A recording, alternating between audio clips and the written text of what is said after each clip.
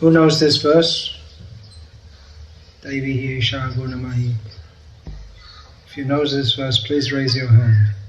Raise means going like this, I can't see, you have to put it up.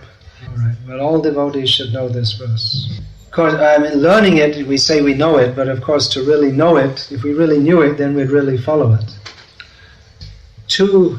In this verse, two colossally important points are made.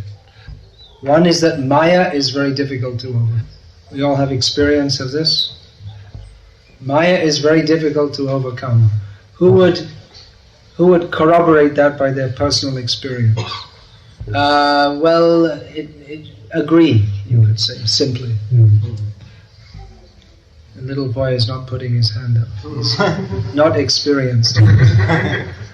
Then the other point, that one who surrenders to Krishna can easily cross beyond it. Maya seems almost impossible to overcome. But there is actually only one means, and that is to surrender to Krishna. And then we can easily cross over Maya. But then we'll say that, well, it's not easy to surrender to Krishna because we're in Maya. So it seems like we're caught in an impossible situation. It sounds like inside the cage is miserable and outside is good. So that may sound all right, but you say, yeah, but I'm inside the cage and it's locked up. How to go out? When we hear this, we might think, okay, I'll surrender to Krishna.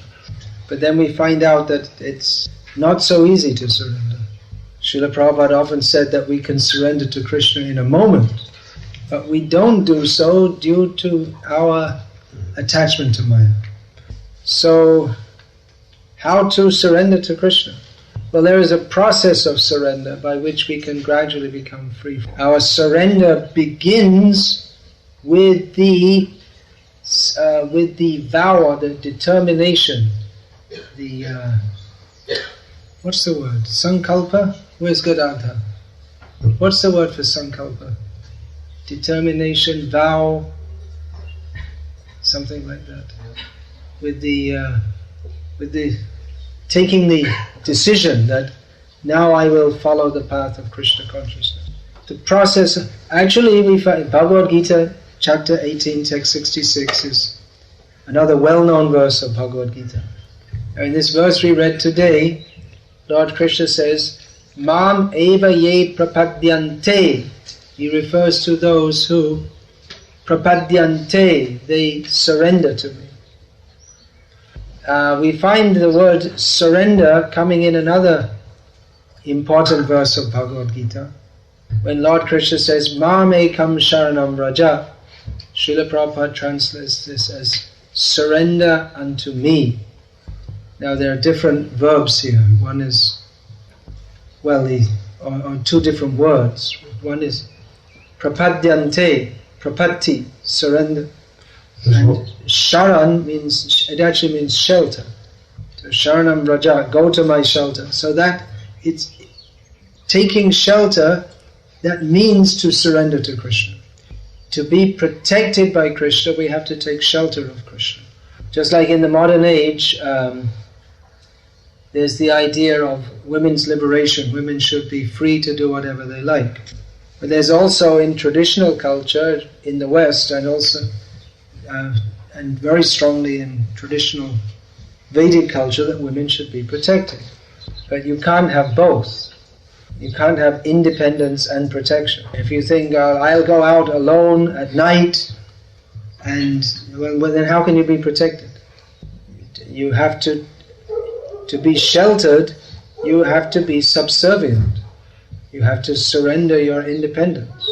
So one cannot be independent of Krishna and at the same time be sheltered by him. So to take shelter of Krishna means to follow his instructions. Then that is surrender to him. Then one is protected by him. So the process of taking shelter for those who are in Maya, that is known as Sharanagati, the way of coming to the shelter. So we can surrender to Krishna by following the process of Bhakti Yoga, by following the rules and regulations of devotional service, we come under the protection of Krishna. Mahatmanas tumang partha daiving prakritim ashritaha. The Mahatmas, the great souls, they are within the shelter. That's another word. Ashrita. They are sheltered by the Prakriti, Krishna's divine energy. So we take shelter of Krishna by following these rules and regulations of devotional service. Now, it's not that Maya becomes weaker when we take to bhakti. Maya remains strong, but by taking shelter of Krishna, who is stronger, we remain protected. An example is given that in the raging, flooding river, great elephants may be washed away, but the little fish can swim against the current because it has taken shelter of the river, of the water. Similarly, the great yogi Durvasa Muni, highly accomplished in all the yoga siddhis, he was in Maya. He was concerned with his own prestige, and he had some grudge against Ambarish Maharaj for no reason. But Ambarish Maharaj, who didn't practice mystic yoga, he was simply a devotee. But he was protected. He was not in Maya. He wasn't concerned with prestige or any such thing. He was protected directly by Krishna. So Durvasa Muni, who was such a highly reputed yogi, he looked like a great fool, actually. We offer our respects to him. He has a great personality. But in this instance, he was running all over the universe, afraid of death, whereas a yogi is supposed to be fearless. So we see that even if one is highly accomplished in yoga, or for that matter even considered highly advanced in bhakti, Maya can make you into a clown at any moment. We've seen many times that devotees who appear to be very advanced and then something happens, they change. We should never underestimate the power of Maya. Maya never relaxes. If we think, well, now I'm advanced, I can relax, then Maya will say, hello, it's been a long time, but we're still friends, aren't we? We don't know how powerful Maya is. It's a great miscalculation to think that I have overcome Maya, because we cannot overcome Maya. Maya is much stronger than us. We can only take shelter at the lotus feet of Krishna, and he can carry us over Maya. By our own endeavor, we cannot cross over Maya. And so many subtle ways of acting Maya has. If we think, I'll do very humble service, and then we start to be proud that I'm doing humble. I'm so humble. I'm the most humble. No one's more humble than me. Outside we're showing great humility, and inside we're thinking, I'm so humble. See, I'm much more humble than all of them. I'm the best. Maya is grabbing us again. This Kala Krishna Das, he had the direct association of Sri Krishna Chaitanya Mahaprabhu. He was traveling alone with him. He had so much direct association. But then some gypsies came to him and said, hey, we got some good girls. Want to try it out? Okay, great. How is that possible? Well, I believe it was Bhaktisiddhanta Saraswati Thakur analyzed that he was serving Chaitanya Mahaprabhu, but he neglected to hear from him. There must be some fault somewhere. It's not just some kind of Russian roulette where someone just by chance gets shot. If someone falls down, there's some reason. There's negligence in devotionals. Yeah, there's some reason. Let's go on to that. Someone thinks, well, I'm so advanced, I don't have to chant my rounds. Or there's so many we may neglect. I can do this, I can do that. Break the rules. We make offenses to devotees. We don't endeavor, we're not attentive in our sadhana. Even sometimes we've seen devotees who they want to stand up for the right cause, but they become there are discrepancies in the movement and they want to correct it, and what they're saying is correct, but they become so much overwhelmed with this that they forget to properly hear and chant about Krishna, and they fall down. You see that devotees, they come to devotional service, they've had some experience or realization of how miserable the material energy is. And they come to take shelter at Krishna's lotus feet and find relief there. But sometimes it happens even after many years of practicing devotional service, they become attracted to the glitter of Maya. And we see devotees like this, even though they know, but you can't say anything to them. They know theoretically they know the philosophy, but you can't tell it to them, they can't hear.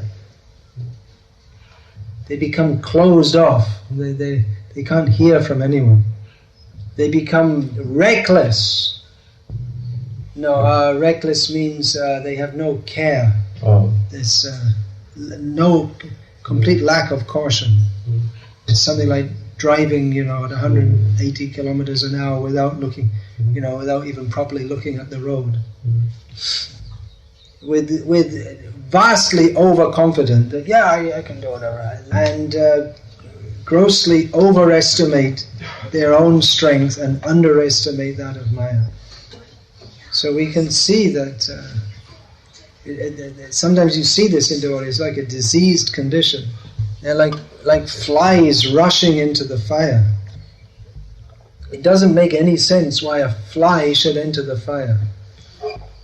They're attracted by the light. It seems so attractive that it will burn them, that it will kill them. They don't, just the attraction is so strong that they don't even care. So Maya is like that. People smoke cigarettes, they know that it's a cause of fatal diseases, but still, what to speak of cigarettes, even this narcotic drugs like heroin. People know that you do this and you'll soon be like this. But that thrill, they are attracted to. They don't have their desire for sense gratification totally overcomes their intelligence. So Maya is like that. Maya doesn't work. Maya, it's not that we can just by our intelligence overcome Maya. She totally sabotages the intelligence. Well, you can just say destroys. And sabotage gives the idea of it's like a terrorist act or something like. No, I can say it the same word. I wonder if some may not understand what it means. This word in Russian. Yeah, same word. Mind and the intelligence is the same word in Russian. So what to do? How to remain safe?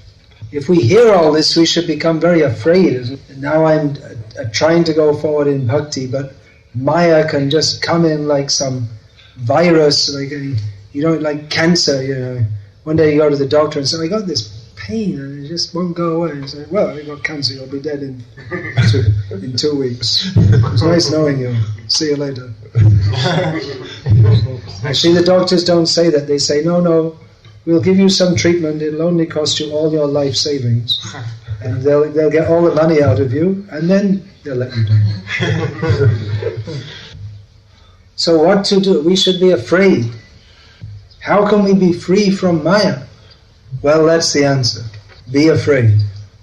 Recently I met one godbrother who told me, he asked me, how is it you maintained sannyas all these years?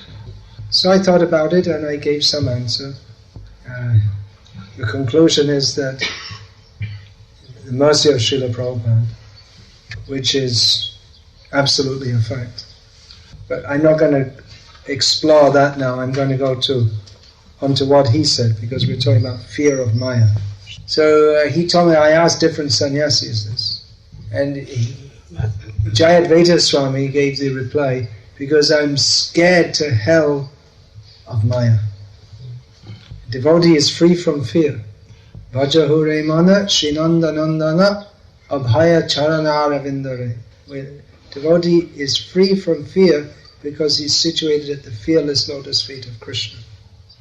But how is that being situated at the lotus feet of Krishna? Because Bhaja Hure Mana Srinanda Nandana. Because Savai Mana Krishna Padara Vindayaho. The mind is placed at the lotus feet of Krishna. As soon as we think we don't need Krishna's protection, or we can do without Krishna's protection, we lose it. Once Srila Prabhupada told a group of his disciples that any one of you can fall down any time, but I cannot fall down. Then a few days later, or maybe the next day, one of the devotees who was in that group saw Srila Prabhupada very fervently praying to the deities. So he was bold enough to ask Prabhupada that what he was praying. And he said, I was praying to Krishna that I never fall down. And the devotee said, but Prabhupada, you told us you could never fall down. Prabhupada said, because I'm always praying that I never fall down, therefore I can never fall down. Prarthana karoi shada narotam das. We find Narotam Das. He gives the last line of several songs that I'm always praying. Rupa Raghunatha Pade Jara Ash Chaitanya Charitamrita Kare Krishna Das. Similarly, Krishnadas Kaviraj Goswami finishes almost every chapter of Chaitanya Charitamrita by declaring his asha, his desire to be situated at the lotus feet of Rupa and Raghunath, to take shelter of their lotus feet. We can get shelter by praying for it and acting in a manner that is suitable for taking that shelter. You may say, well, I won't bother following the rules very strictly, but Krishna will protect. It doesn't work like that. Krishna is protecting us by giving us the rules and regulations. If we follow, we are protected. If we don't follow, we go outside the protection. These rules and regulations are not arbitrary. All the rules and regulations are meant to help us be absorbed in Krishna consciousness. Just like you might think, well, I can eat some kami bread. It doesn't really matter, it's just some bread, that's all. Probably vegetarian. But Chaitanya Mahaprabhu says, Bishayir ana kaile dushta, that by eating grains, given the grains of materialistic people, then the mind becomes contaminated. We go outside the system that we take only Krishna Prasad. So we can't expect that if we, like this, we break all the rules and we'll have the same purified consciousness of those who do follow the rules. Now it's said that for preaching you can do anything. So if to preach you have to break some rules, then there's some special protection. But even then we shouldn't think, well, I got special protection so I can do whatever I like. That attitude will mean that we go outside the protection. Just like the story is there of Sita Devi going outside the Lakshman Rekha. The line was drawn by Lakshman. Don't go outside this line. She went outside, she was kidnapped. Now, even if we follow the rules and regulations, but still, if we don't endeavor to control the mind, or if we make offenses to Vaishnavas, still we can fall down. No doubt it is a struggle in this difficult material world to follow the process of bhakti yoga. But by doing so, if we do so, then Krishna becomes pleased. This struggle makes us strong. Just like, how can a man become strong? By lifting weights. It's a struggle, but he becomes strong by doing so. Now, many times we may think that, well, if there was a more ideal situation, then I could practice Krishna consciousnly better. But actually, often we find that when the difficulty is removed, then the struggle is removed, and the devotees they become less enthusiastic to serve Krishna. During the communist regime here in Russia, it was very difficult to practice Krishna consciousness. One had to be extremely committed even to be a devotee. And devotees were thinking, well, if we could have a more conducive situation, then we could practice much better. But then it was found that when the situation did become more conducive, that the devotee, at least this was told to me by several devotees from that era, that the devotees, they became less serious actually. So we may think that, well, why is Krishna allowing Maya to give me so many difficulties? If I didn't have this grumpy wife or this nasty husband, then I could practice Krishna consciousness much better. Or if I didn't have this problem or that problem, or there's millions of problems. Maya has got a big box full of problems, and she's always making more new ones. Maya is very creative. She's always creating fantastically complex situations to entangle us more and more. We're trying to overcome the problems, but in doing so we create more. And we think that, well, just if I could have this nice situation, then I'd be very peaceful, and then I could chant Hare Krishna very nicely. But we don't know what Maya is, what test she will give. So, devotee, instead of seeing that there's a certain perspective that a devotee adopts, then even in the midst of great difficulties, he can make tremendous spiritual advancement. Instead of thinking of the difficulties as the reason why I can't become Krishna conscious, he sees that they are the means to become Krishna. He may think, well, I'd really like to be Krishna conscious, but I've got bad health and my family members are against it, and there's so many problems, but it's just the situation is too difficult.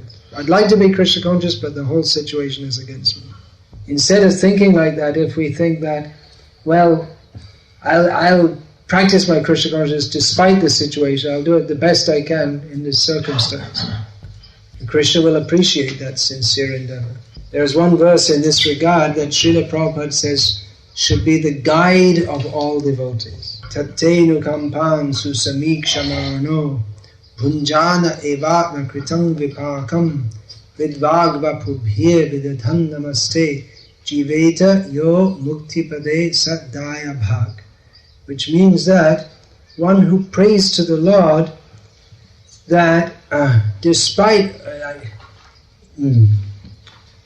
let's go back to the beginning of the verse. That one who is in all difficulties, but instead of blaming his luck, he thinks that this is due to my previous sinful activities. And in the midst of all difficulties, he remains calm and goes on serving Krishna the best he can with mind, body and words, always expecting the mercy of Krishna, praying for that mercy, that my dear Lord, I'm very sinful, therefore I have all these problems. One who has such an attitude is certain to go back to Godhead. It becomes practically his right. So it's a matter of attitude. Instead of blaming the situation that I can't become Krishna conscious, you think that, well, man is the architect of his own fortune. Because of my activities in previous lives or in this life, I'm in this situation. Actually, it's a fact that in various shastras there are lists of certain sins you perform and certain effects that you get. If you see someone who's got one leg longer than the other, there's some reason. I don't know exactly, but it's something like they may have kicked a cow or a Brahmin or something like that. It's connected. So there is a great chain of sinful reactions. Aprarabdha phalam papam kutam bijam phalon mukham. What is that? Kramena eva praliyate. Aghantam vanti katsena. Is it? Kramena eva praliyate. That's it. Is it? I'm getting mixed up. Anyway, this described in the Bhakti Rasamrita Sindhu. There's a great chain of sinful reactions. There's the desire, the deep in the heart desire for sinful life. And from that stock of the sinful attitude, from time to time, some sinful desire pops up, like the bubble pops up from the bottom of a lake. And then the desire the desire becomes manifest. And then one commits a sinful activity. We see a Jamil, he was very pure, he had no bad thoughts. But by seeing two people engaged in grossly sinful activity, he became attracted to them. He became attracted to also do like that. Why is that? Because even though in this life he had not experienced any such sinful desire, but the sinful desire was deeply dormant within his heart. So these, I think, what hope is there for us then? Because, any time these desires can come and overwhelm us, because Maya is very strong. The hope is, Mameva ye prapadyante Maya metam tarantite. By surrendering to Krishna, we can cross over all difficulties. So many difficulties will come. We have to stick to the process of Krishna consciousness. Krishna will appreciate that. Krishna will help us. We have to maintain our faith in all circumstances. Krishna will help us. Krishna helps us by giving us the process of devotional service. And Krishna helps us by giving us the association of devotee. Krishna is willing to help us. We have to be willing to take his help. That is the meaning of surrender.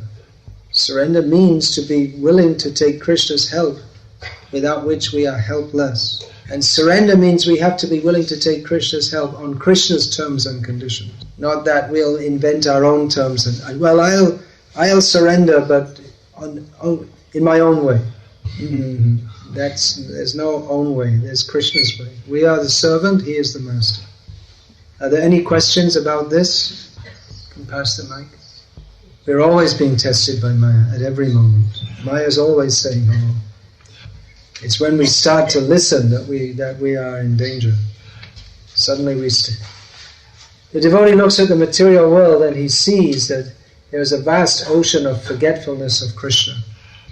We can look out of the window and see these apartments and visualize within the apartments so many people spoiling their lives by forgetting Krishna.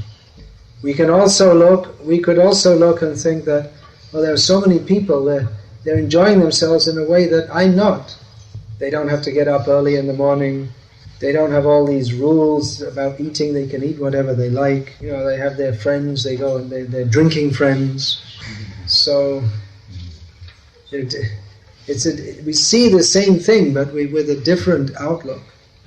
One outlook is Sevanmukh, Krishna Sevanmukh, with the desire to serve Krishna, and the other is Bahirmukh, looking away from Krishna.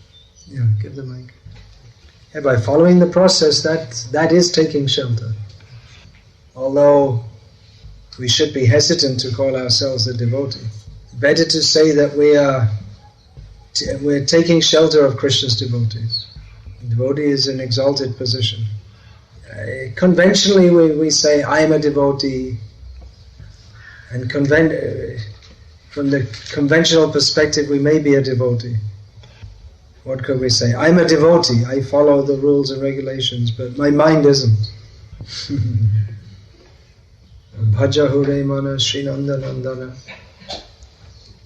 First, we should decide to follow the principles, and then the next thing is to bring the mind into the same course. Okay, there's a question. Sadashiv had a question. Okay, pass the mic back there. In the meantime, give him that. Put this mic back there. Okay, you ask your question. Well, quote the shlok. You'll get the answer in the shlok. Ananyas chintayanto mam. What does that mean? There you go, there's your answer. We also have yeyata mam prapadyante tans tataiva pajamyaham. So that consideration is there also. Krishna reciprocates according to our degree of surrender. If one can see envy and greed in others, does it mean that he himself has these qualities? Yeah, it's not really on the subject out there. And this question was asked during the question and answer session. Yeah, but I didn't answer it because this is a good question. How to apply all this practically? Well, we may try to rectify an unfavorable situation if the rectification doesn't create another unfavorable situation. For instance, we may have some health difficulty which impedes our service, but then the treatment may be so heavy and so expensive and so time-consuming and so uncertain that we may decide, well, better to go on with the health problem. Or if it's something simple, then we could take the medication or whatever. There's one devotee I know, and there may be many more, who if he regularly takes some medication, acts in a manner that might be called normal. And if he doesn't take it, he acts like highly abnormal. So it was once he didn't take his medicine, and then he stopped taking his medicine, and then he was fully convinced, he was telling everyone that the earth is about to be invaded by aliens, and the devotees knew, oh, he didn't take his pills. So one has to take a decision. Just like every year, Panchatattva Prabhu asked that, well, I'm in a town where there's not much association, should I move somewhere else? So there are pros and cons in every decision. There's no guarantee that if you move that you'll be in a better situation. Theoretically it might be, but it might be somehow or other it might be much worse also. So considering the uncertainty of moving, the uncertainty of actually getting a better situation, the tremendous endeavor and psychological uprooting, just like a plant is uprooted, and it's shocking. That's another consideration. And that the present situation isn't so bad after all. I mean, you might think it could be better, but it's not so bad. You could also consider that, well, maybe I'm in this situation, Krishna has some reason for me being in this situation, so let me try to do something to serve Krishna in this situation. So there are so many decisions to be made in life.